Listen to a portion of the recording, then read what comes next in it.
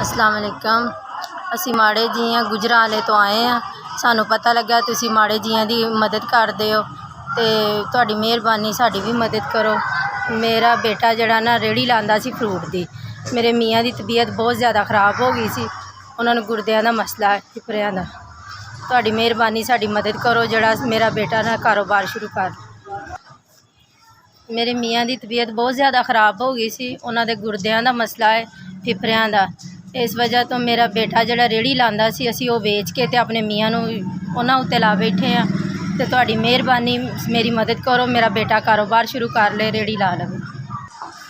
तुहाडी मेहरबानी एक सानू रेहड़ी ला दवो, थोड़ा फ्रूट ला दो ताकि मेरा बेटा कारोबार करे, असी रोटी जोगे हो जे। तुहाडी बड़ी मेहरबानी, तुहाडा एहसान होएगा साडे ते।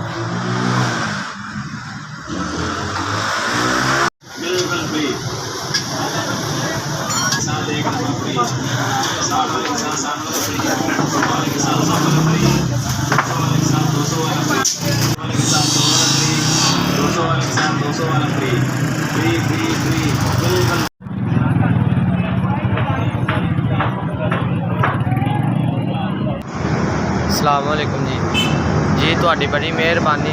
मैं एक महीने तो ना वेला फिर रहा था, मेरे वालद साहब की तबीयत खराब होने की वजह तो मेरी रेहड़ी मेरा समान सारा विक गया। मेहरबानी तुहाडी, तुसीं एक रेहड़ी लै दी है तो फ्रूट बड़ी मेहरबानी जी, तुसीं सानू 8000 की रेहड़ी लै के दित्ती।